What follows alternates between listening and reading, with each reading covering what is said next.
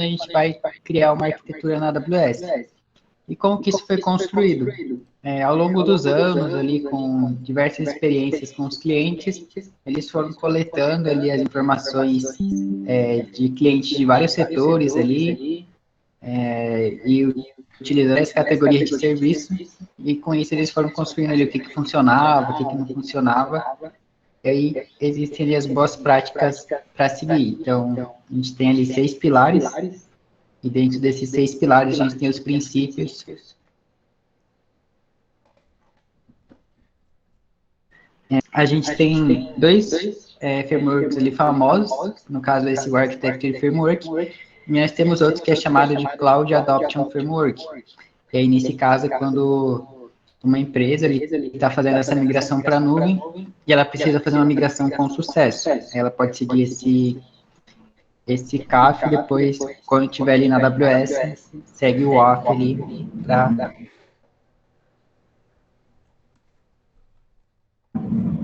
Então, vamos entender ali quais são as responsabilidades de um arquiteto ali da AWS. Então, ele precisa ali planejar, ele tem que definir toda a estratégia técnica ali de nuvem com os líderes de negócio e analisar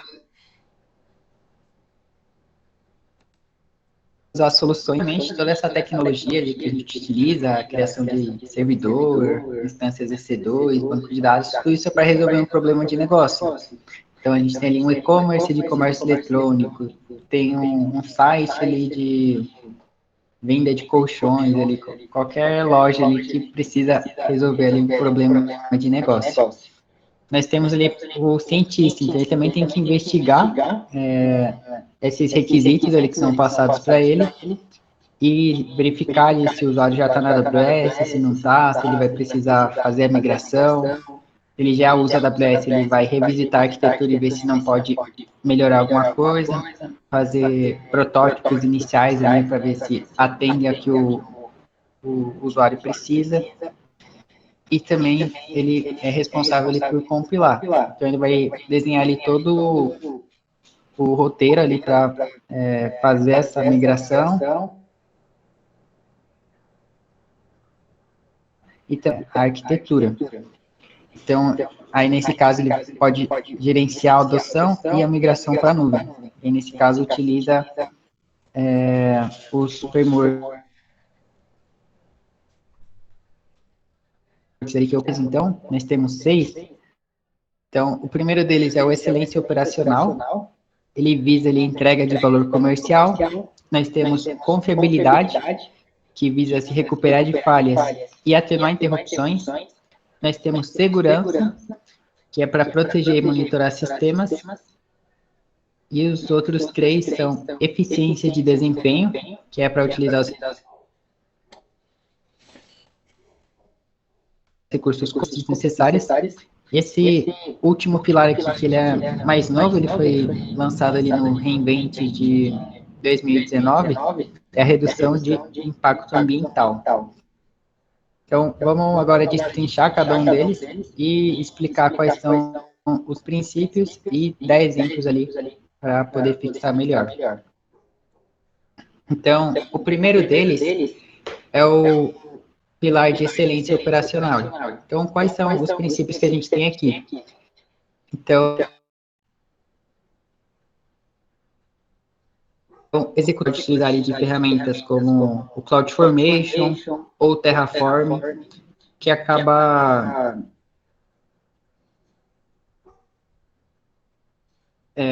sendo criados de forma mais automatizada. A gente tem controle de versão, pode repetir essa mesma infraestrutura em outras regiões, em outras contas. Nós temos ali, faça alterações pequenas, frequentes e reversíveis.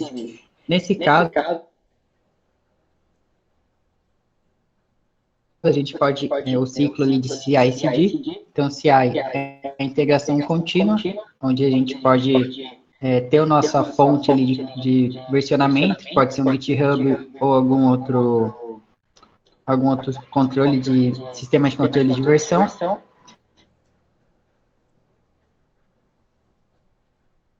E aí, testes de vulnerabilidade, basicamente realizar diversos tipos de teste. E nós temos o CD, que é o Continuous Deployment. E aí vai focar em toda a parte de implantação. Então, qual que vai ser a estratégia de deploy, aonde que vai implantar essa aplicação. Então, quando a gente tem uma esteira ali automatizada, isso fica muito mais fácil de fazer alterações. Porque aí, caso a gente suba alguma coisa errada, a gente pode fazer o famoso ali rollback para voltar para o estado original. Nós temos aqui, ó, refinar procedimentos de operações com frequência. Então, tá sempre ali anotando ali o que funciona, o que não funciona, ter processos ali de runbook quando tá sempre melhorando os procedimentos. Então, a gente vai ver alguns processos ali que são um pouco mais manuais, que a gente pode utilizar serviços para deixar isso de uma forma mais automatizada. O outro aqui é antecipar falhas e aprender com todas as falhas operacionais. Então, nós temos um serviço que ele chama AWS Fits, que ele serve para a gente simular falhas ali no ambiente controlado. E é muito interessante, porque ele segue os princípios ali da engenharia do caos. Então, a gente testa ali alguma coisa para realmente falhar e a gente vê como o nosso sistema ali se comporta. Isso aqui até engloba outros princípios ali, que é o de SRE, que é engenharia de confiabilidade, que aí depois que ocorrem as falhas, tudo é feito ali o que é chamado de pós-mortem, para entender as causas raiz, quais são as lições aprendidas, para que isso não ocorra novamente. Nós temos aqui respostas a eventos. Então, na AWS, basicamente tudo são eventos. Então, iniciou ali uma instância EC2, o banco de dados ali recebeu dados. Então, tem vários serviços ali que funcionam de uma forma que é chamada de arquitetura orientada a eventos, que aí entre o Lambda, o CloudWatch ali. Então, eles podem reagir automaticamente a esses eventos e fazer alguma coisa. Então, por exemplo, uma instância em produção falha, que é uma instância ali que tem um aplicativo para o usuário final, e aí eles podem mandar uma notificação ali para o time responsável, basicamente ter uma coisa para melhorar o tempo ali para essa resolução. Então, vamos falar ali de alguns exemplos que a gente pode fazer. Então, o primeiro deles é executar operações como código. Então, nós temos o serviço do Systems Manager, que ele é um serviço ali, bem completo para gerenciamento de configuração. E vamos pensar que a gente precisa fazer uma atualização de patches em várias instâncias do EC2. Então, para fazer correções ali de bugs, alguma coisa ali que não está funcionando muito bem. E a gente pode ter documentos ali configurados para atualizar diversas instâncias ali, configurar janelas de manutenção para fazer ali num horário que não impacte o usuário ali final. Então, geralmente de madrugada ou final de semana. Então, por exemplo, a gente poderia entrar ali na instância C2, ele fazer um patch manualmente, mas quando a gente faz isso com uma instância, beleza, dá para fazer. Mas aí quando começa a ser muitas instâncias, 10, 50, 100, aí já se torna inviável fazer isso entrando em cada instância manualmente. Então, o Systems Manager nos ajuda ali a ter automar alterações pequenas, frequentes e reversíveis. Nós temos aqui serviços que compõem uma pipeline. Então, nós temos o Code Pipeline, automatizada na AWS, e nós temos aqui outros serviços que vão focar no CI e no CD. Aqui tem o Code Commit, mas ele foi descontinuado nos 2 meses. Ele funciona ainda para usuários que já utilizavam, mas usuários novos ele não vão como que funciona essa lógica. No caso aqui, poderia ser um GitHub, que vai ter o código-fonte e o controle de versão. E aí nós temos aqui o Code Build, que ele vai fazer toda a parte de compilação ali desse, e o Code Deploy, que ele vai fazer o deploy ali em alguma instância, pode ser uma lambda, um container. Então, basicamente, funciona dessa forma.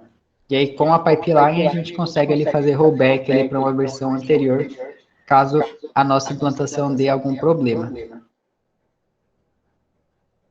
Tranquilo até aqui, pessoal? Boa. Nós temos aqui refinar procedimentos operacionais com frequência. Então, aqui nesse primeiro cenário, a gente tem um engenheiro de operações que ele precisa acessar o servidor. Daí, quando ele utiliza a AWS, como ele faria ele para acessar a instância? Ele teria ali o par de chaves, ele precisaria armazenar essa chave ali em algum local seguro. Na instância, ele precisa configurar o grupo de segurança para permitir o protocolo SSH, e teria que fazer todas essas configurações e ficar gerenciando a chave dele, Manager, que é chamado de Session Manager. Então, dessa forma, o engenheiro ele não precisa mais ficar se preocupando direto ali no grupo de segurança. Ele só precisa ter ali uma role, que vai ter ali as permissões necessárias para o Systems Manager, e com isso ele consegue ali acessar a instância. Então, essa é uma forma ali de melhorar esse procedimento ali e deixar ele de forma mais automatizada. Nós temos aqui também a parte de prever falhas. Então, como que isso funcionaria? Nós temos aqui uma arquitetura AZ, e aqui nós temos load balancers. Qual que é o papel do load balancer? Ele vai distribuir o tráfego entre as instâncias EC2. Então, por exemplo, o usuário agora ele não acessa mais as instâncias diretamente, ele vai acessar o load balancer. O load balancer ele fornece ali um DNS, que é um endereço ali na qual o usuário consegue acessar. Esse DNS agora ele distribui o tráfego entre as instâncias ali que estão saudáveis. E nós temos também aqui um grupo de autoscaling, que tem ali escalabilidade horizontal. Então, ele vai aumentar o número de instâncias conforme a necessidade. E aí, caso ele identifique ali, ele tem uma verificação de integridade, também conhecido como health check, que se alguma instância ele não tiver saudável, outras ali que estão funcionando. Então, no load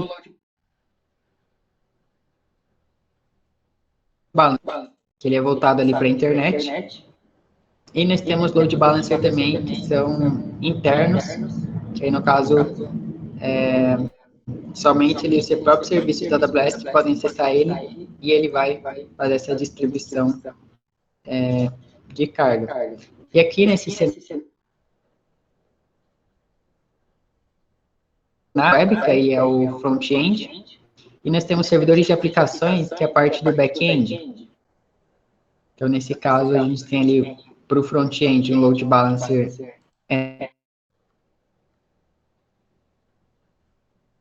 voltado ao load balancer interno, que aí distribui o tráfego para o back-end. E aqui nós temos também o banco de dados. Então, o banco de dados, por exemplo, o RDS, quando a gente coloca ele em multi-AZ, isso não significa que ele vai estar rodando, cada instância vai acessar ele numa zona específica. Nós temos ali o banco de dados primário, e aí todas as instâncias acessariam, por exemplo, aqui a zona de disponibilidade C. E aí, caso esse banco ali tenha algum problema, O RDS tem um mecanismo ali de failover, que aí outro banco ali, que está em outra Z, assume, no caso o secundário, ele se tornaria primário. E essa é o exemplo ali de prever falhas. É Abner que é... Então? Consegui entender muito bem o que são essas setas, não sei se é azul, verde, pontilhadas que estão ao redor do load balance. O que elas representam? Ah, tá. É para onde está mapeado ali o load balance. Então, a gente vai ter um módulo específico de load balance, mas ele tem nós, que é para onde ele consegue distribuir o tráfego. E no caso, ele consegue distribuir o tráfego ali para as 3 AZs disponíveis. Tá. Então, tu não determina necessariamente a instância. Tu determina para quais AZs ele vai distribuir o tráfego. Isso aí. Ah, tá. Perfeito. Obrigado.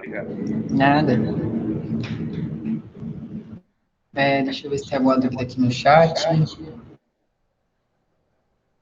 Pode repetir o nome do serviço? É o FIS, pessoal. Eu não vi aqui na hora, mas já mandaram aqui o Fault Injector Simulator. Inclusive, a gente vai... eu vou fazer uma demonstração utilizando ele depois para vocês verem. Bom, seguindo aqui para o próximo pilar, nós temos o princípio de design de confiança aqui. Você está desmutado, mas a gente não está te ouvindo.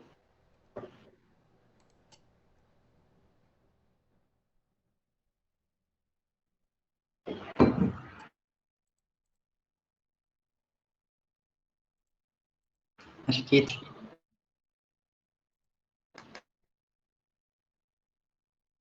Bom, vamos seguir aqui. Depois, se ele mandar, eu vejo.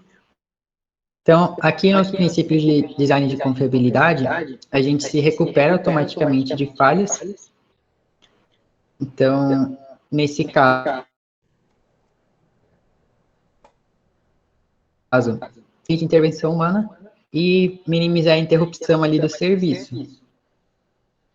Então, nesse caso, usar um auto-scaling ali para escalar nossa instância caso alguma falhar, já é uma prática dessas. O RDS multi-AZ ali que a gente viu. Bom, nós temos também aqui o testar procedimentos de recuperação. E nesse caso, também a gente projeta ali nossa arquitetura para ela falhar e a gente vê ali como que ela está acontecendo.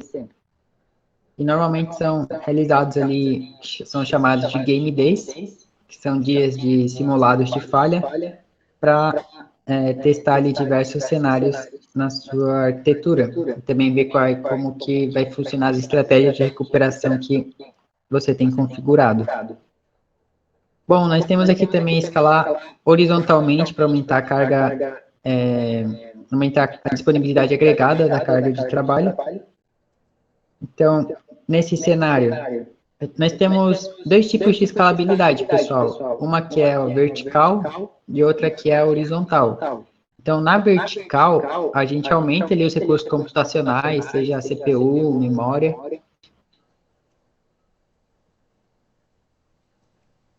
E na escalabilidade.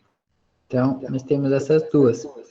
E nesse cenário, a gente aumenta ali a horizontal, que ela vai escalar ali conforme a demanda. Almir, quer falar? Professor, ia falar, mas seria no caso o workload na horizontal, não é isso? E recurso computacional na vertical. Workload, você aumenta as cargas de trabalho, então você tem uma instância, você aumenta para 2, 3. E aí na vertical... né? Vertical, recurso computacional, né? Você aumenta a CPU. Aqui a gente também tem o princípio de parar de adivinhar a capacidade. Então, Muitas vezes a gente acaba estimando ali quanto que a gente vai utilizar, mas na AWS isso não é necessário. Então, ainda mais se a gente utilizar serviços serverless, que a AWS cuida de toda a parte da infraestrutura. Então, se a gente utilizar um Lambda ou um container utilizando o Fargate, a AWS ele vai fazer a escalabilidade ali conforme a demanda. Nós temos também aqui gerenciar alterações na automação. Então, nesse caso, a gente pode também utilizar do Systems Manager para gerenciar ali as alterações que a gente fizer. A gente pode auditar ali que, quando alguém fizer alguma mudança, fazer alguma automação para retornar para o estado original. Então, vamos dar uns exemplos ali de cada um desses.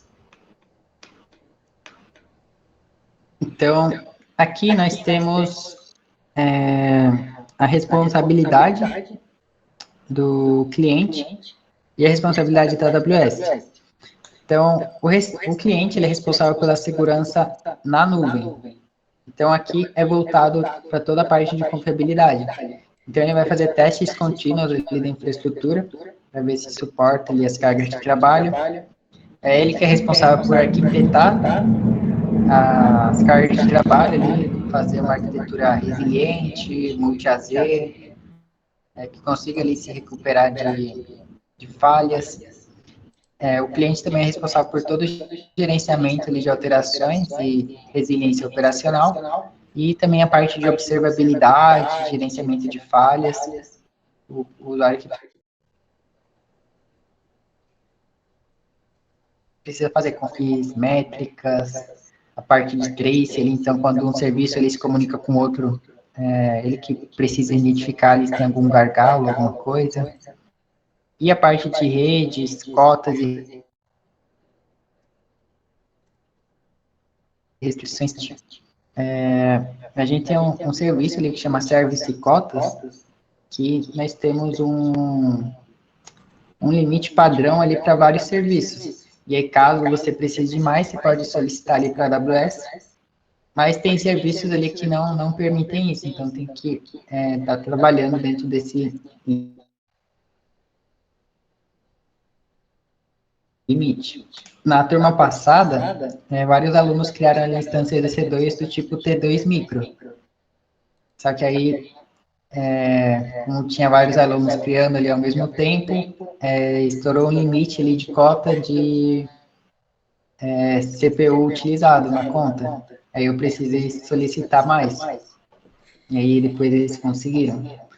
Ou criação de VPC. VPC, a gente tem um limite de 5 VPCs por região, mas caso a gente precise de mais, dá para solicitar. Aí depois eu solicitei ali um aumento para 60 VPCs e deu certo. E agora, o que a AWS é responsável? Então, ela é responsável pela segurança da nuvem.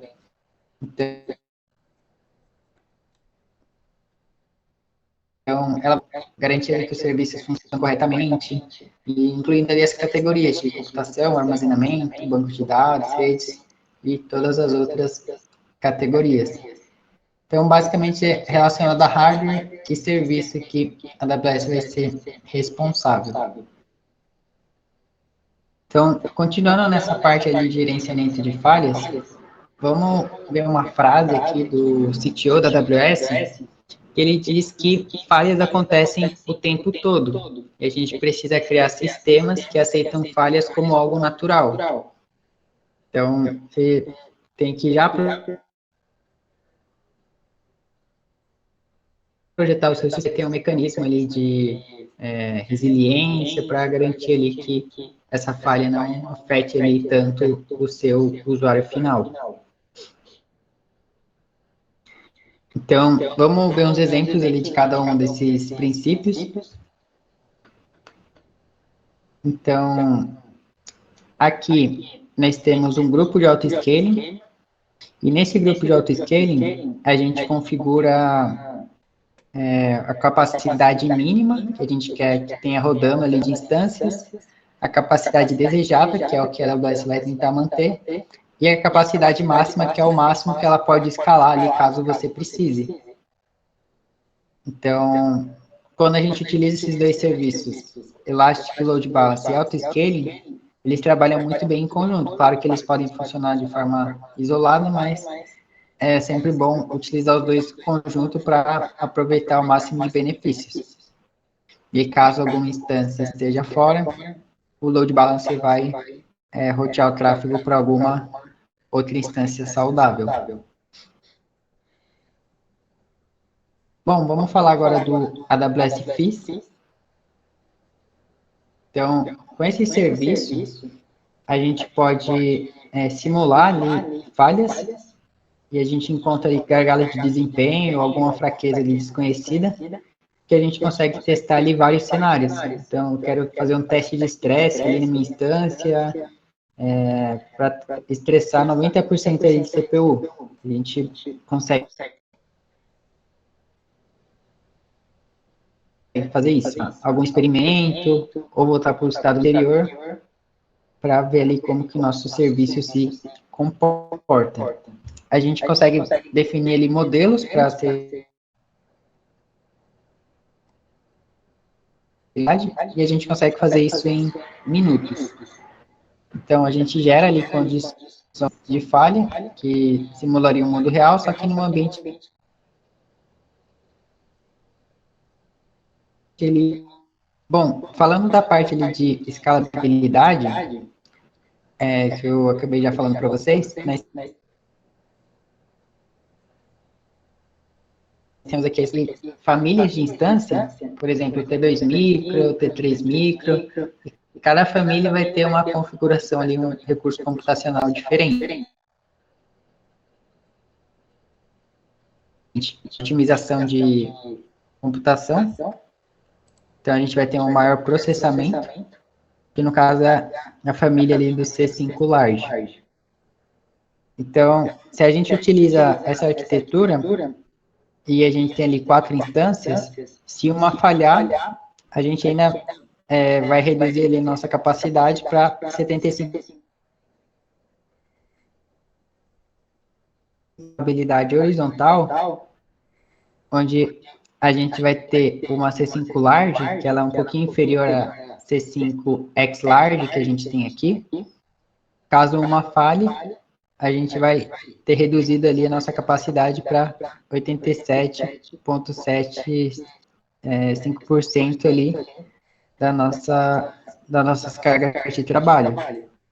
E tem que levar isso em consideração quando isso ocorre. Então, o que é melhor? A gente tem uma escalabilidade vertical ou tem uma horizontal para nossa arquitetura? Bom, vamos falar ali agora de escalabilidade horizontal em várias AZs. Então, nesse caso, nós temos um balanceador de carga, que ele é voltado ali para a internet, e aí os usuários acessam da internet, ele vai passar pelo Internet Gateway, e aí nesse caso, o nosso grupo de autoscaling, ele tem mapeado todas as AZs. Então, ele vai escalar tanto na AZ1, na AZ2 e na AZ3. A gente acaba repetindo ali o serviço, mas ele tem todas essas funcionalidades. E no quesito ali de parar de adivinhar a capacidade, como que isso funciona? Então, a gente tem aqui 2 funcionários, nós temos o Diego e a Ana, e aí o Diego está falando assim, acho que precisamos de mais 4 instâncias. E a Ana responde, precisamos de tantas, e se adicionamos mais 2? E aí, nesse caso, eles estão adivinhando ali quanto que eles precisam. Eles não estão escalando ali com base em alguma métrica, nem nada. Basicamente, estão fazendo no achismo. Então, nós temos recursos ali que podem ajudar a você escalar com base ali em alguma métrica, em alguma demanda. Então, no grupo de autoscaling, a gente pode configurar políticas de escalabilidade para escalar com base numa métrica específica.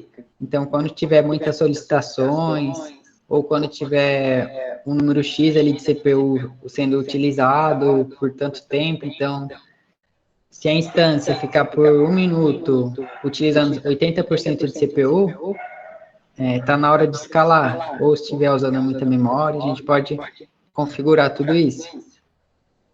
Então, aqui, aí já mudou a expressão deles. O Diego está falando que o autoscaling é incrível e que agora eles não precisam mais ficar adivinhando quanto que eles vão precisar de capacidade. E por último, o último princípio é reportar e auditar mudanças. E aí, nesse caso, nós temos um serviço ali da AWS, um recurso, na verdade, que ele é do serviço do Systems Manager, que ele audita ali todas as mudanças. Então, normalmente, quando a gente trabalha ali numa empresa, sempre quando vai fazer alguma mudança, a gente cria ali o que é chamado de Gmood, que essa Gmood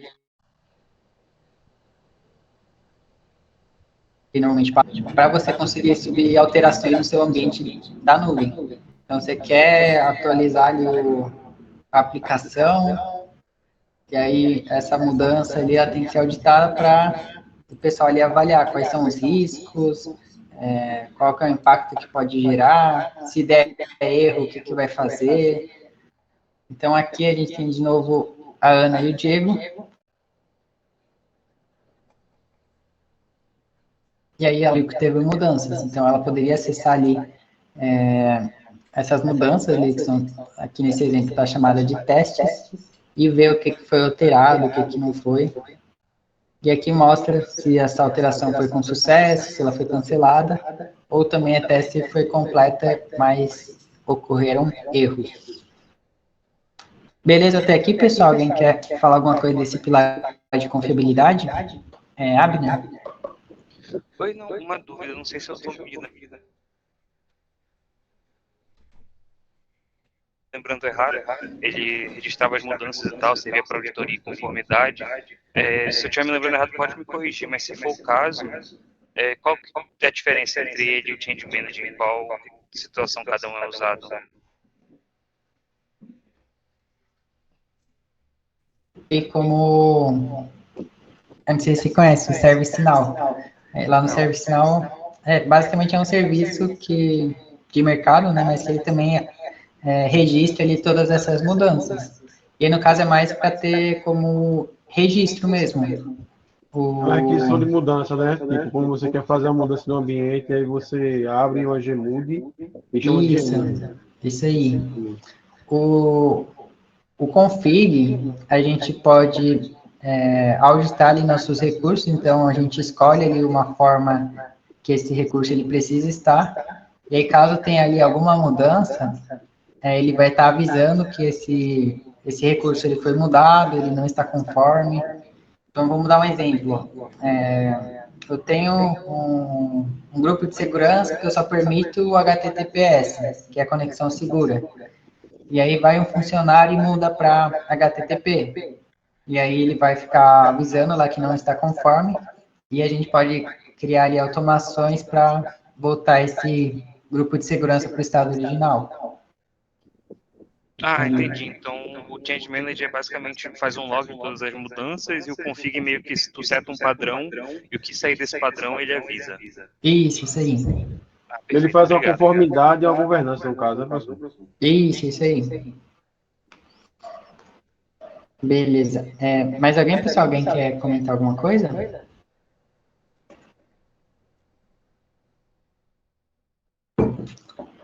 Boa, então vamos para o próximo pilar, que é o pilar ali de segurança.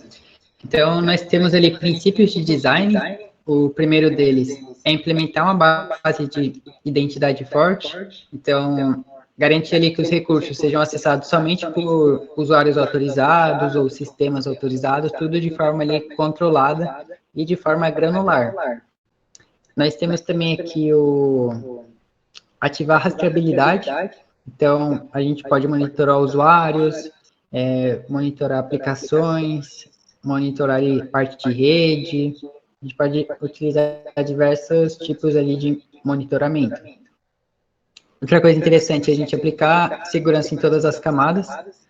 Então, nós temos a camada de aplicação, a camada de rede, temos diversas camadas. Então, quanto maior ali a nossa segurança ali em camadas, mais segura fica a nossa arquitetura.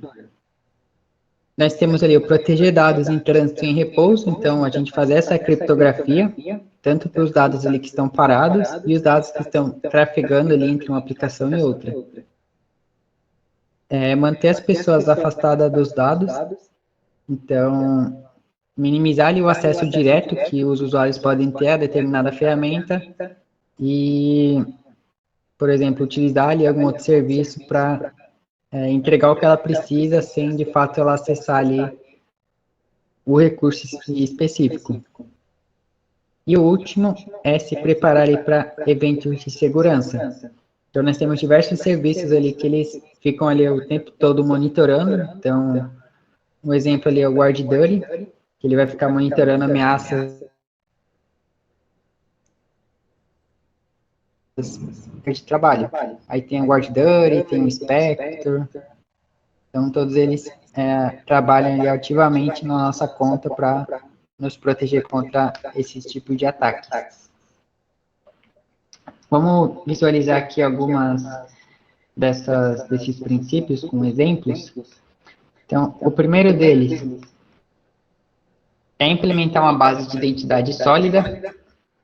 Então, nesse caso, a gente tem aqui uma conta da AWS, onde ela está segmentada em VPCs. Então, nós temos uma VPC ali para análise de dados, uma VPC ali para aplicativo legado, outra VPC para mercado de capitais, outra para processamento de dados, e todas as equipes ali trabalham numa mesma conta. Só que dessa forma, fica meio ambíguo ali o que é responsabilidade de um, o que é responsabilidade de outro. Então, não fica tão bom ali de identificar o que é responsabilidade de cada um. Então, o que poderia ser feito? Então, aqui a gente criou contas ali separadas, cada um para o seu propósito específico. Então, agora a gente tem uma conta somente para registro de log, outra para aplicativos de produção, outra para contas de dados, e aí cada usuário agora vai ter as permissões necessárias, específicas somente para mexer naquilo que precisa. Então, dessa forma, a gente consegue implementar uma base de identidade mais forte. Deixa eu ver se mandaram alguma coisa aqui no chat.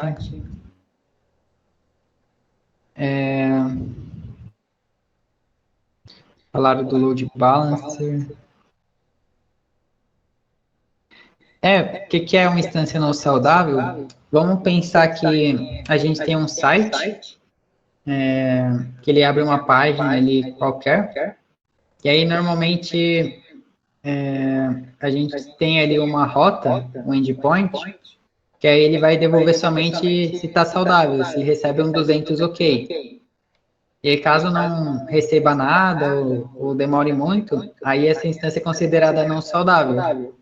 E aí, no caso, o load balancer ele não vai enviar para essa instância, ele vai enviar para alguma outra que esteja retornando que está saudável. Então, no load balancer, a gente pode configurar isso na própria uma rota raiz ali, ou a gente pode ter uma rota ali configurada, normalmente é um /help, ali, alguma coisa, só para ver se o servidor está rodando, está tudo ok ali com a nossa aplicação. Beleza, Gabriela? Acho que você que perguntou. Se quiser mandar no chat ali.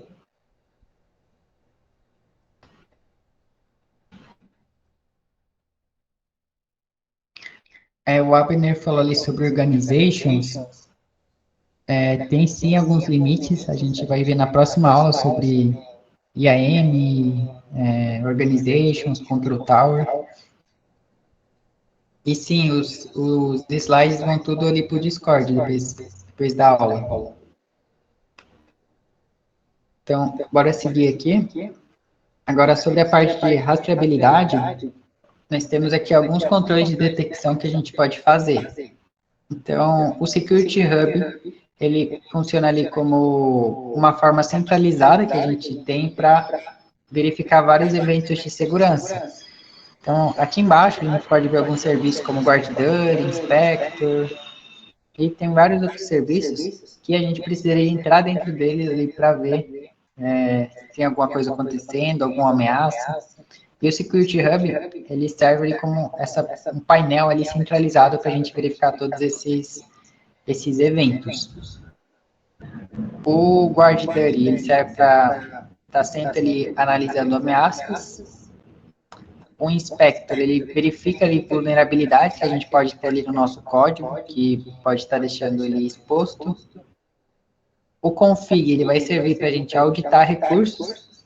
Então, por exemplo, eu tenho instâncias EC2 que eu exijo ali que eles tenham configuração de etiquetas ali, tags, falando qual que é o time específico, qual que é o departamento, e aí um time ele não subiu.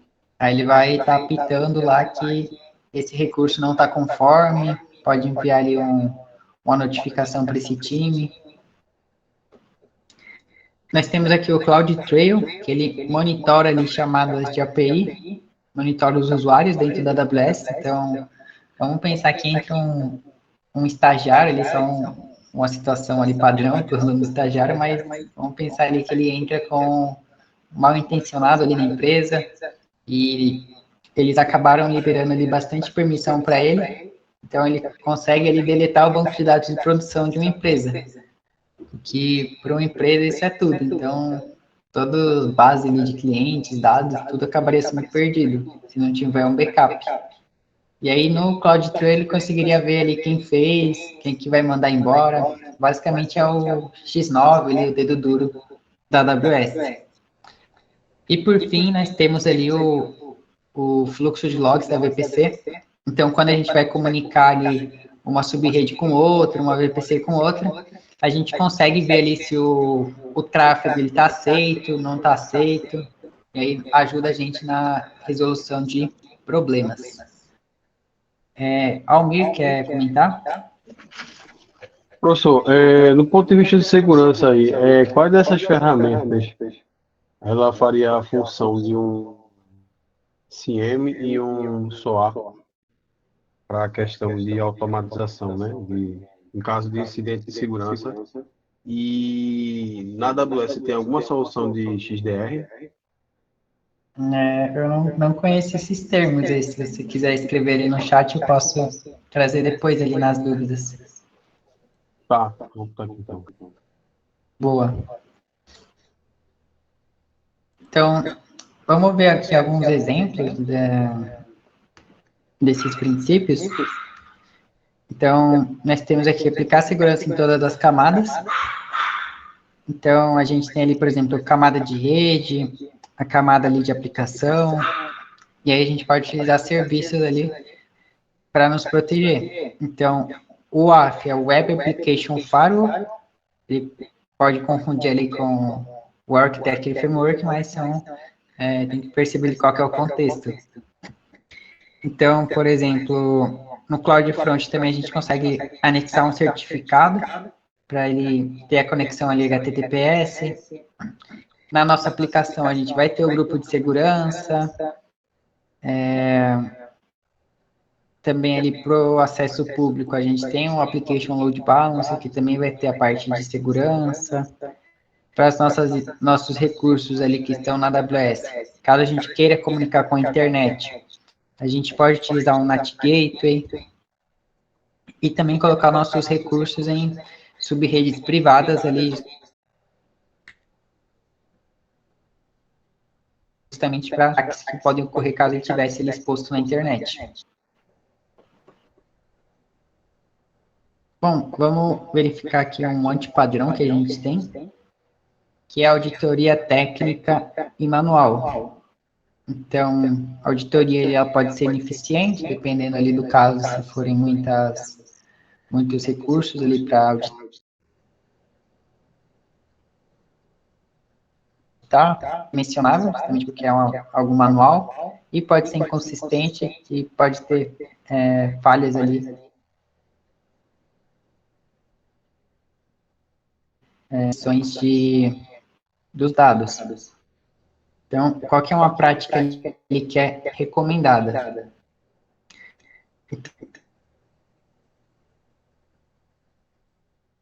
Então, nós temos ali o que é conhecido como DevOps, que é a automatização ali do processo de CI/CD, que no caso ele inclui também a parte de segurança, e aí tem controles ali proativos, sempre verificando ali se o código tem algum problema, se tem alguma vulnerabilidade, e também a gente pode utilizar serviços ali para nos ajudar nessa detecção, que aí no caso entra o Inspector, o Mace ali para dados sensíveis em Amazon S3, nós temos ali o Trusted Advisor, que aí funciona ali como um consultor da AWS, que ele vai verificar ali alguns pilares também. Claro que esse é um serviço ali pago, o gratuito ele é bem pouco ali a varredura que ele faz, e aí tudo isso vai depender do plano de suporte que a sua empresa tem, e aí, quanto melhor ali o plano de suporte, você vai tendo ali disponível todas as funcionalidades do Trusted Advisor.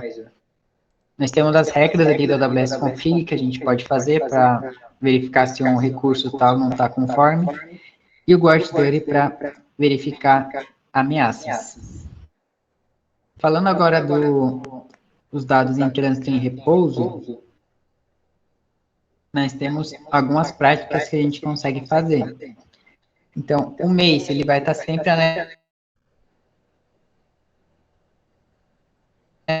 ele vê ali, por exemplo, CPF, CNPJ, dados de cartões, ele que possam estar no S3. Nós temos o KMS, que é o serviço de chaves gerenciadas, e ele serve ali para criptografar os nossos dados em repouso. E aí, o que seria a criptografia, pessoal? Vamos pensar que nós temos dados sensíveis, que eles não podem ser expostos, e vamos pensar ali que a gente tem um texto ali escrito batata, por exemplo, esse dado ali é ultra secreto. E aí, o que a gente faria? O KMS vai ser uma chave de criptografia que vai utilizar ali de um algoritmo para embaralhar todo esse conteúdo. Então, esse batata ali viraria um monte de letras ali, e números e caracteres especiais, e quem fosse ler, se não tivesse a chave ali de descriptografia, não ia conseguir ler o conteúdo. Então, basicamente, serve para isso a chave de criptografia. Nós temos ali o Cloud HSM, que eles são para dispositivos físicos e são ali utilizados nos data centers da AWS. Ele é um serviço ali gerenciado também. Nós temos o AWS Certificate Manager. Então, são certificados ali que a gente pode colocar. Pode ser tanto um privado ou um da AWS que ele vai emitir. E aí, por exemplo, quando a gente acessa um site, deixa eu pegar aqui um site qualquer. Por exemplo, aqui o site da Amazon.com. A gente acessa através do protocolo HTTPS. O S vem de seguro. Se a gente clicar aqui, ó, ele fala que a conexão é segura e que a gente tem um certificado válido. Então, aqui a gente tem uma criptografia em trânsito. Então, quando a gente envia ali coisas como senhas, número de cartão de crédito, elas vão estar privadas enquanto estiver em trânsito. Então, caso alguém consiga ali interceptar esses dados, vai estar tudo criptografado, ele vai ficar elegível para o hacker ali, por exemplo. E aí, se a gente utilizasse um HTTP e mandasse ali algum dado ali sensível, se ele fosse interceptado, conseguiria ver todos esses dados. O próprio navegador, quando a gente acessa ali um dado com um site que não é seguro, ele até pergunta ali, você tem certeza, você quer... Você tem certeza ali dos riscos, você quer acessar o site mesmo assim, e aí você escolhe ali para entrar no site. Nós temos também aqui a parte de... Então, quando a gente envia ali o nosso dado, vários serviços ali da AWS, eles vão fazer a criptografia ali quando for enviado para a AWS. Então, o S3 faz isso, e vários outros serviços têm esse tipo de criptografia. Bom, vamos ver aqui mais exemplos. Então, nós temos aqui, ó, manter as pessoas longe dos dados. Então, por exemplo, a gente tem aqui documentos técnicos. E aí, em vez da pessoa acessar ali o console para verificar o PDF ali que foi gerado pelo Lambda ali, que fez um processamento, a gente tem ali agora um ticket para ele abrir problemas, e aí o ticket que vai entregar esse PDF. Não precisa dar acesso ali para o usuário para um acesso direto. Então, sempre tentando afastar as pessoas dos dados, somente quem realmente ele precisa. E o último aqui da parte de segurança é respostas Amazon Detective, que ele vai utilizar de inteligência artificial para detectar ameaças e também utiliza dados de outros serviços de segurança, como o Inspector, o Guard Duty, para verificar se tem alguma coisa que possa estar ameaçando suas cargas de trabalho. E aí, para respostas a incidentes, também a gente tem as regras do config, que a gente pode configurar ali para ele fazer uma automação para voltar aqueles recursos para conforme. E o Lambda ali também, que a gente pode configurar. Caso ocorra ali alguma coisa no seu ambiente, você toma ali alguma medida para recuperar. Escala ali mais instâncias, manda uma mensagem ali para o chefe da empresa, notifica alguém, basicamente toma alguma providência. Beleza aí, pessoal, sobre o pilar de segurança? Alguém quer comentar alguma coisa? Professor, esse Amazon Detective, né? Detective. Ele gera, tipo, algum relatório do tipo IR para, tipo, antes, durante e pós-incidente? Gera sim. Tipo,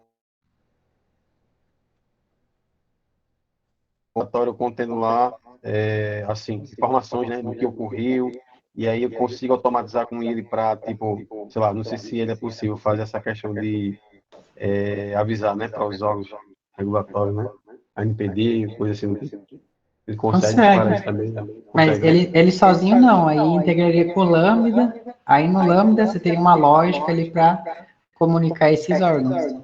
Entendi. Legal.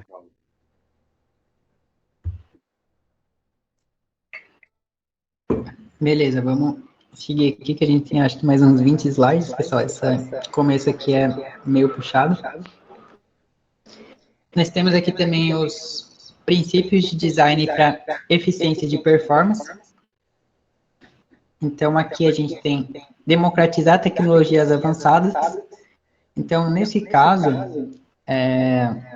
muitos serviços da AWS eles são simples de utilizar e muitas coisas já vêm pré-configuradas e várias práticas ali complexas, a AWS ele torna bem mais acessível de conseguir mexer, sem ter bastante ali, assim, um expert na área ali, por exemplo, de dados ou de segurança, para você conseguir utilizar os serviços. Nós temos aqui o Seja Global em Minutos. Então, se aproveitando ali de toda a infraestrutura, você consegue ali criar sua aplicação em várias regiões, utilizar o CloudFront ou o serviço ali para entregar ali sua aplicação no mundo inteiro. Nós temos aqui, utilizar arquiteturas sem servidor.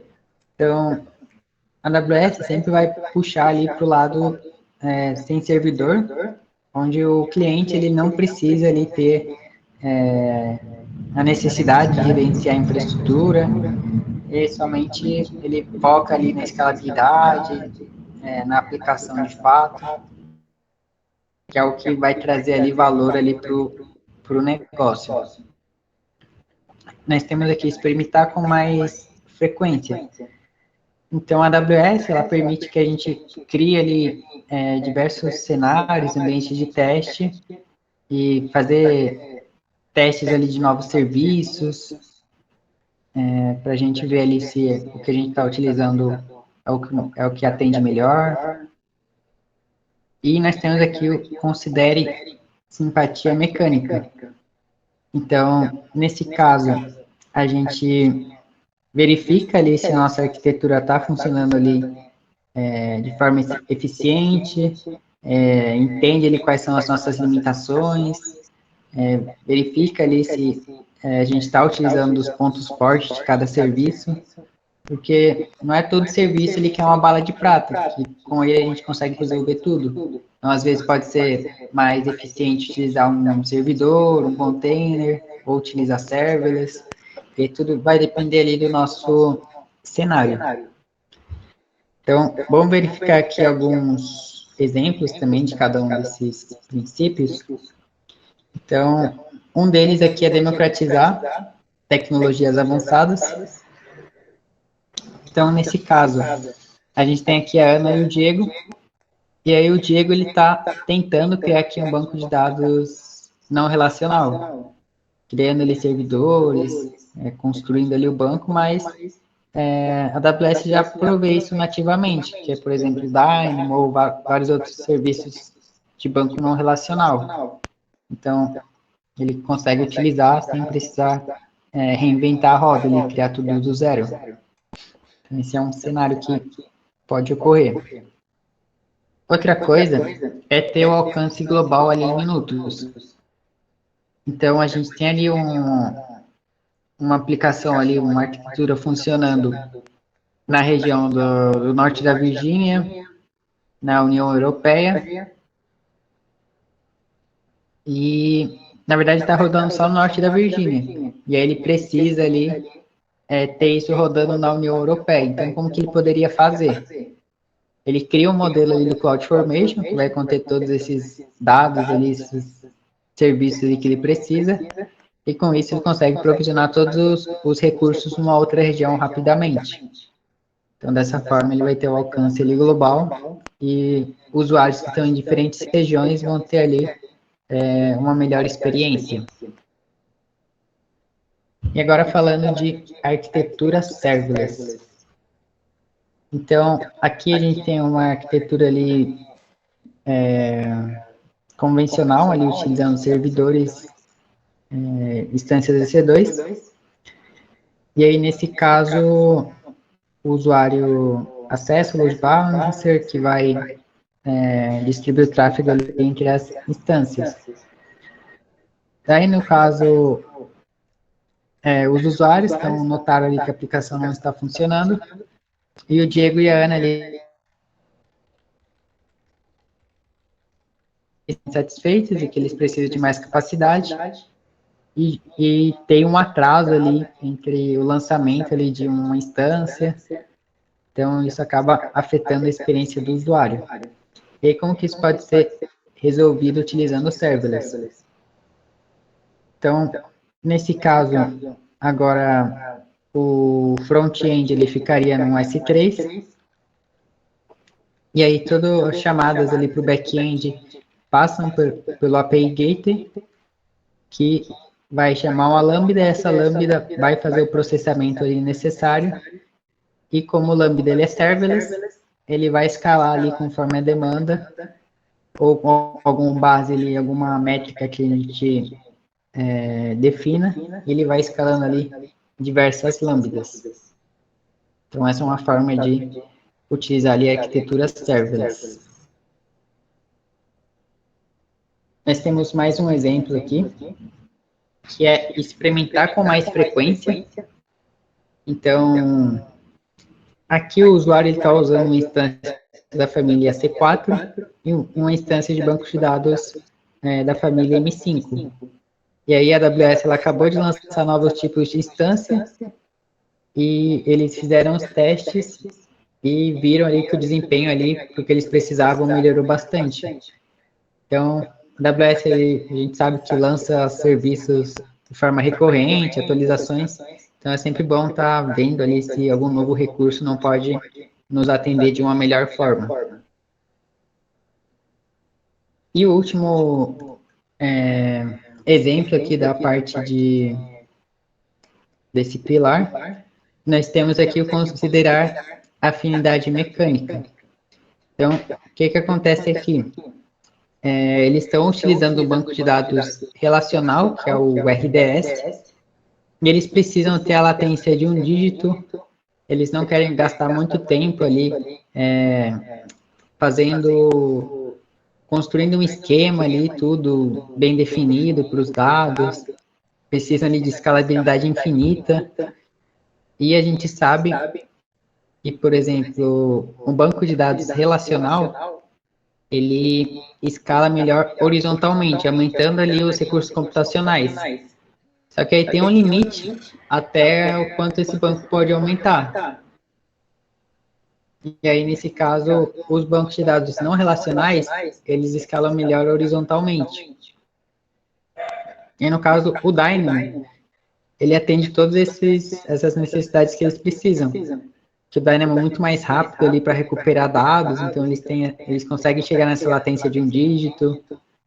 O Dynamo, ele tem latência ali de milissegundos, e aí, dependendo das configurações, pode chegar até microsegundos ali, então extremamente rápido. Por ser serverless, ele escala ali conforme a demanda, e tem essa escalabilidade ali infinita. Então, a gente consegue cumprir todos esses requisitos.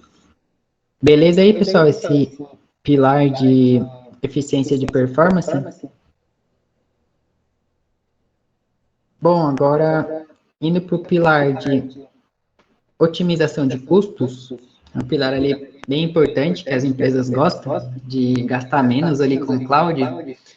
Então, nós temos ali o princípio de implementar um gerenciamento financeiro na nuvem. Então, utilizar serviços como o Coach Explorer, o Budgets ali para definir orçamentos de quanto a gente quer ter de gastos. O Coach Explorer ele vai verificar o quanto que a gente está gastando na nuvem e previsões ali para o final do mês, se a gente continua ali da mesma forma. A gente pode adotar um modelo de consumo. Então, ter ali um e-commerce, por exemplo, que utiliza do auto-scaling, de Lambda, e a gente vai pagar ali, por exemplo, somente pelo aquilo que a gente utiliza. Então, rodar ali no modelo sob demanda. A gente tem também a medir eficiência geral. Então, a gente pode utilizar recursos ali para ver se aquilo que a gente está utilizando é o que a gente realmente precisa. E se sim, utilizar uma instância ali menor. Quando a gente fala de otimização de custos, não quer dizer que a gente vai pagar menos para utilizar uma coisa que não nos atende, sim utilizar ele de forma eficiente. Então, nós temos aqui também, ó, parar de gastar dinheiro com levantamentos pesados. Então, nesse caso, se a gente utilizar ali tecnologia serverless, a gente não precisa se preocupar com isso. E também a parte de analisar e atribuir despesas. Então, na AWS, qualquer recurso a gente consegue colocar etiquetas. Então, quando a gente trabalha em uma empresa, que tem diversos times ali atuando numa mesma conta AWS, é interessante a gente colocar essas etiquetas, falar de qual time isso está relacionado, para aí sim ver ali qual time está gastando mais, qual ação pode ser feita para reduzir custos.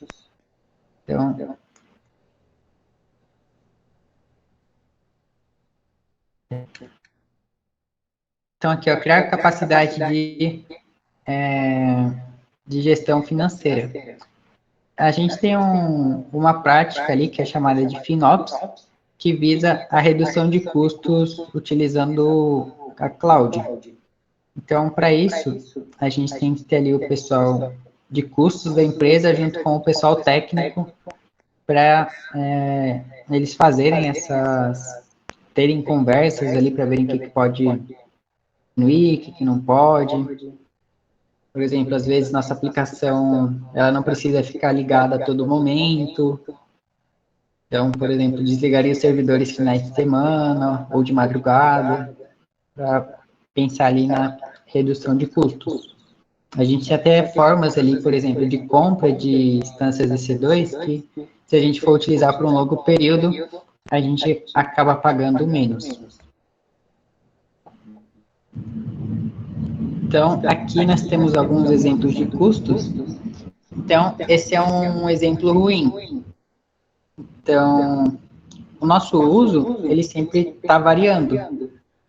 Então, a ideia é que o nosso custo consiga acompanhar o nosso uso. Então, se a gente tem ali, por exemplo, o modelo on-premises, se a gente compra um servidor ali, a gente já adquiriu aquela capacidade computacional, a gente vai ter que utilizar. Então, nosso custo ali, a gente tem ali no modelo on-premises, as despesas de capital, que é o grande investimento inicial que a gente faz. Então, como que a gente poderia resolver isso utilizando a AWS? Então, a ideia é que nosso custo acompanhe o nosso uso, para a gente ter uma redução ali do nosso custo. Então, aí entra também a ferramenta do auto-scaling, que aí o nosso custo ele vai estar acompanhando ali o nosso uso. Então, a gente vai pagar ali somente por aquilo que a gente utiliza e ele vai escalar conforme a demanda. Então, dessa forma, a gente reduz custos.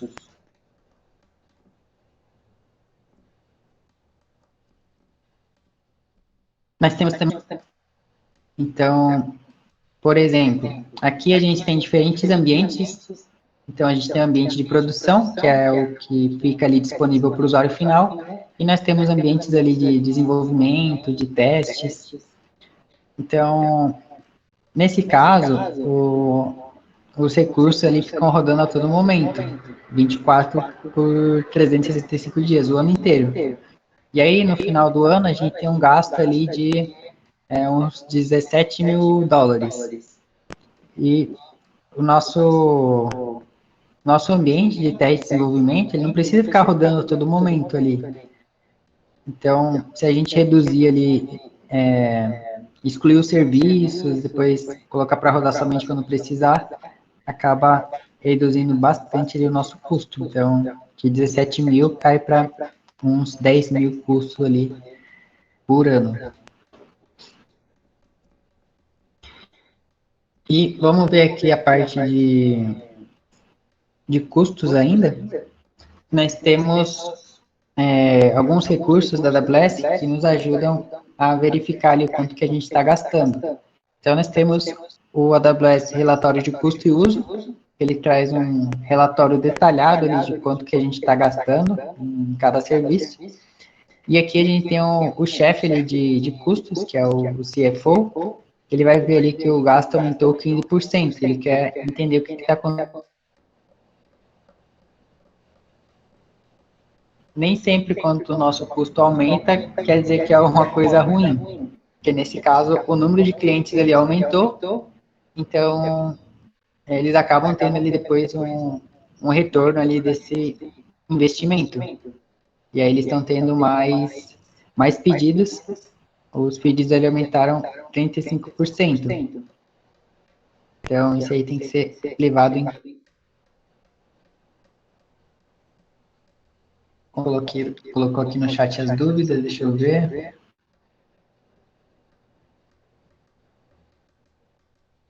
Beleza, o Almir colocou a dúvida ali que eu vou responder depois. O Abner falou ali sobre fazer grupos do IAM. Acho que era... Eu estava falando lá atrás, né? Era vários slides para trás, acho que agora não vale muito a pena voltar. Ah, beleza, mas a gente, na próxima aula a gente vai falar só de... Mas era naquele slide sobre as contas. Eu queria saber se aquilo era a mesma coisa que fazer um grupo, ou era uma alternativa a fazer um grupo e colocar os usuários únicos do IAM nele. Ah, não, é diferente, porque aí no caso a gente está segregando as contas, e aí, por exemplo, dentro de uma conta específica a gente poderia colocar políticas ali que ficariam isoladas para cada conta, então seriam diferentes. Quando a gente tem tudo numa conta só, fica mais difícil ter essa separação. Você está com Y aqui. Entendi, obrigado. Nada. Uma dúvida. É possível gerar um certificado, validar ele sendo AWS comunidade certificadora? Sim, se dá para criar lá pelo Certificate Manager. Você cria o certificado e aí você tem que ser dono ali do seu domínio e ele vai validar lá para você. Bom, estamos acabando aqui, pessoal. Depois vai ter uma tarefa aí para casa e eu vou separar vocês em grupos, mas daqui a pouco a gente fala sobre isso. Então, Você está com aqui Y nós aqui. temos a comparação ali em relação ao investimento. Isso está em dólares. Então, aqui a gente tem a nossa receita. No caso, se a gente começar a ter mais demanda, tudo, Né? os nossos custos vão subir. Só que nem Beleza, sempre isso então é olha ruim. só, bem simples mesmo, mas eu acho que nós Então, vamos. o que a gente poderia fazer? A gente tem opções de compra ali que a gente pode fazer, se a gente Tirar estiver aquela dúvida utilizando que alguma vocês coisa levantaram por da aula longo passada, prazo, então olha só, acompanha. e aí o nosso custo acaba reduzindo, justamente porque a gente tem esse compromisso ali de longo prazo. Bom, vamos verificar aqui mais dois exemplos. Então, aqui nós estamos migrando para a arquitetura serverless. Então, temos aqui a Ana e o Diego novamente, e eles querem ver. E aí, no caso, o Diego ele precisa fazer algumas correções de patches ali nas instâncias. E aí, no caso, a gente tem aqui uma arquitetura tradicional, utilizando load balancer, servidores ali, instâncias EC2, e aqui eles mudaram para tudo serverless. Então, aí tem um API Gateway na frente, que vai ser a porta de entrada ali para as requisições, chamarem as lambdas. E aí, nesse caso, a AWS que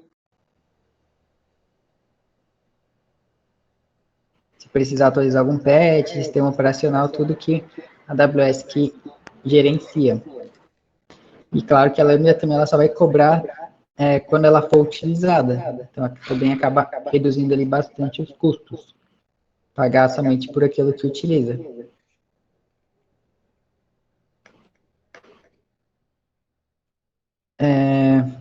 E por fim, aqui a parte de colocar as tags nos recursos, que aí, por exemplo, a gente tem 3 equipes e a conta ali, ela reduziu em um determinado mês. Eles querem entender o que aconteceu. E aí, no caso, a equipe 2 ali, ela comprou o saving plan ali, que é um plano de economia, que aí acabou reduzindo os custos. Então, é bom identificar ali quanto está gastando cada time, para tentar ali tomar uma ação para redução de custos. E o nosso último pilar é o pilar de sustentabilidade. Então, esse aqui é mais simples. Basicamente, a gente tem ali os princípios para entender o impacto ali que você está gerando. Então, a gente utiliza ali as coisas como software, mas por trás tem ali um hardware ali funcionando. Isso emite consumo de energia, emissão de carbono. Então, muitas empresas ali têm metas, inclusive é o próximo tópico, que é ter metas ali de sustentabilidade. Então, reduzir ali o gasto ambiental, está sempre acompanhando ali o processo disso regularmente. O outro aqui é maximizar a utilização. Então, por exemplo, vamos dar um exemplo ali bem bom. Aqui o que eu estou Por mostrando exemplo, essa. todo ano sai um celular novo ali, sai um novo iPhone, Primeira célula, essa primeira novo célula é Samsung, para eu importar tudo mas o que eu. celular que você tem, ele te atende, e aquele novo ali que sairia, você ia só trocar ali por causa do que tem alguma funcionalidade nova, tudo, mas se o que você tem te atende, não seria necessário fazer essa troca. Então, na AWS também, quando a gente vai ali, utilizar um novo hardware, vai ter toda essa parte de consumo de energia, vai estar utilizando um novo servidor. Nós temos também aqui antecipar e adotar ofertas mais eficientes. Então, a AWS está inovando sempre e ela lançou, por exemplo, processadores que são chamados ali Graviton, que o consumo de energia deles é bem menor do que os processadores ali comuns, que eles utilizam ali a arquitetura ARM, e o que a gente utiliza ali normalmente é o x86. Então, gastando menos energia, a gente está sendo melhor ali para o meio ambiente. A parte de utilizar serviços gerenciados também, então, reduzir toda a complexidade ali operacional, utilizando serviços que são gerenciados. Então, a AWS cuida ali de toda a parte da infraestrutura. E o último aqui, princípio, é reduzir o impacto aqui, ajusante de suas cargas de trabalho na nuvem. Então, está sempre ali buscando otimizar e reduzir ali o desperdício de recursos.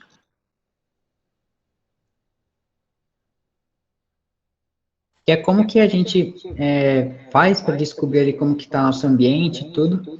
Então, nós temos uma ferramenta que é chamada de Architected Tool, que nele a gente vai respondendo ali formulários, que aí vai ser baseado ali em todos esses princípios, esses pilares.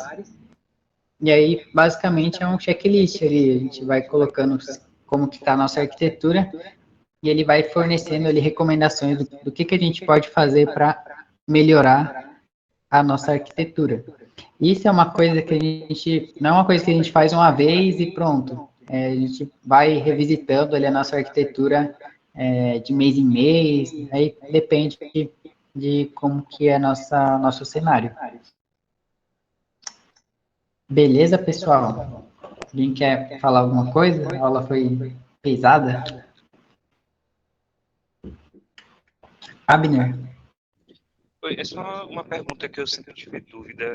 O Architect Tool e o Trusted Advisor, eles fazem uma função parecida, né? Eles têm o Trusted Advisor tem os cheques lá, das 5 categorias, e ele meio que segue o Architected. Qual que é a diferença de uso dos dois? Bom, é que o Trusted Advisor vai funcionar como consultor ali confiável da AWS, que ele vai analisar ali alguns pilares. E aí vai depender do plano de suporte que você tem.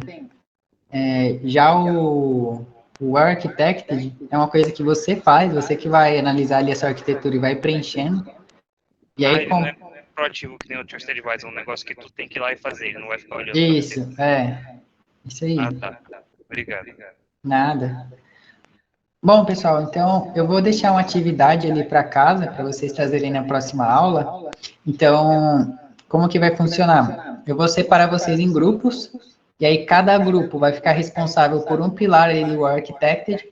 Então, eu vou disponibilizar para vocês uma arquitetura básica ali, modelo, e aí com base nesses princípios do pilar de vocês, vocês têm que adicionar serviços ali que ajudariam a atender aquele pilar. Então, por exemplo, segurança, coloca um IAM. Vocês não precisam ali alterar a arquitetura se vocês não se sentirem confortáveis, vocês podem colocar os serviços ali no canto, mas se vocês quiserem brincar ali de mexer na arquitetura, também pode. E a ideia é que vocês apresentem isso na próxima aula, cada grupo, e no máximo ali 5 minutos cada um. E aí vocês decidem ali se um só fala ou cada um ali fala um pouco.